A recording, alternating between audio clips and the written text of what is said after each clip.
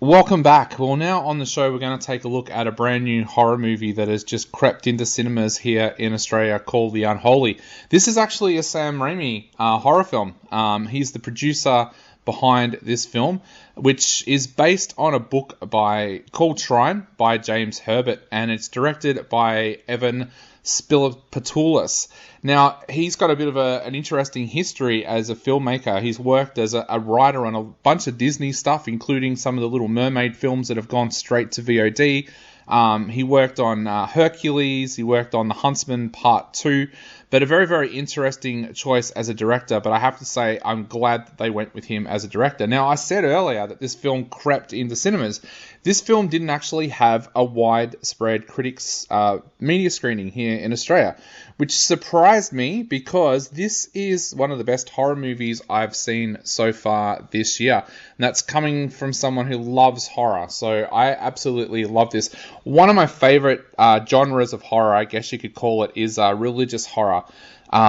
I've always enjoyed movies like The Nun and things like that. I blame it on films like The Exorcist from watching them when I was younger, and I really, really love this film.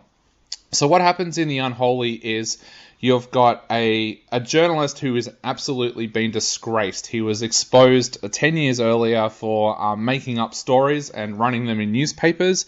His name is Jerry Fenn, and he's played by Jeffrey Dean Morgan. Yes, Negan from The Walking Dead, for all those people out there that think that name sounds familiar, but you can't quite pick where he's from. Now, Jerry's an interesting character. He's was once a celebrated newspaper journalist, but like I said, he's now disgraced, and he's kind of working for kind of vlog sites that just want to pay him $150.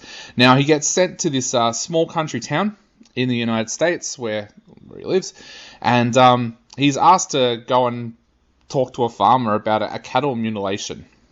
When he gets there, some kids put a Metallica sign on a cow. It's nothing serious. But he does discover this doll. Now, Jerry being Jerry decides to try and ramp it up a little bit. So he squashes the doll and decides that that's going to be the story. This supernatural kind of doll that's been discovered. But then all of a sudden something very, very strange happens. A local girl, Alice, played by Cricket Brown. Now she is both deaf and mute. Suddenly, one night in the middle of a field, Jerry finds her talking to this tree, which, as earlier on in the film, we've learnt was a hanging tree for witches. She's talking to this tree.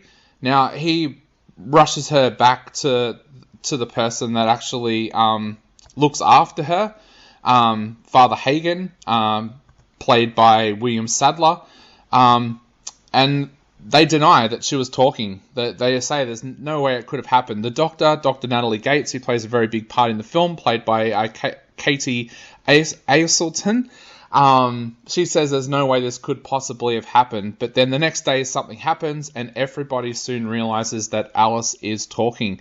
Now, it's put down to being a miracle from the Virgin Mary.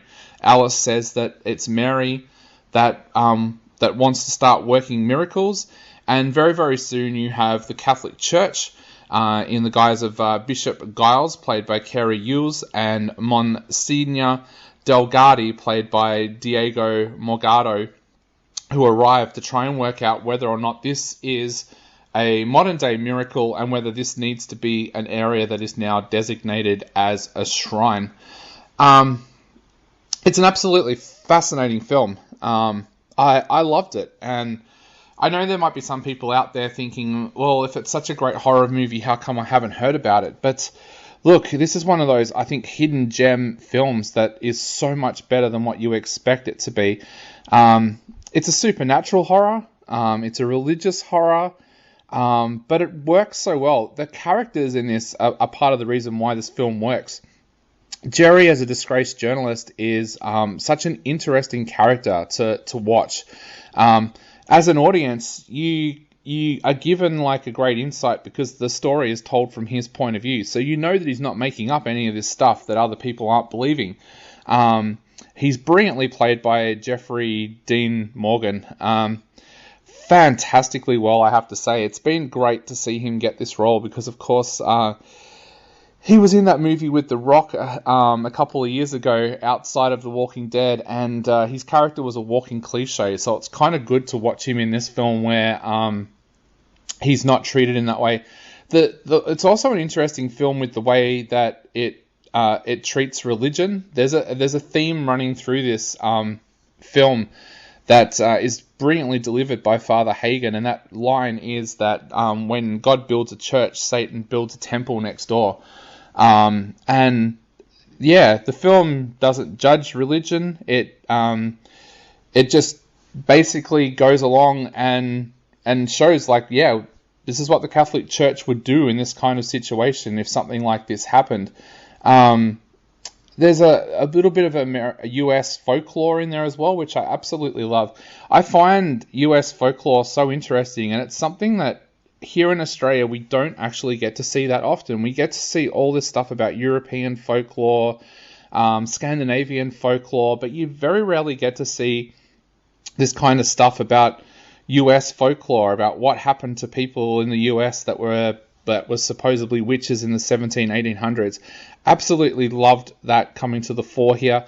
I love the way also the writer-director Evans Spilopoulos deals with the whole demonic side of this film as well. He kind of makes it really, really natural. There's a really natural feeling to the horror in this film. You're taken on a journey as Jerry and Natalie, the doctor, try to investigate what's happening.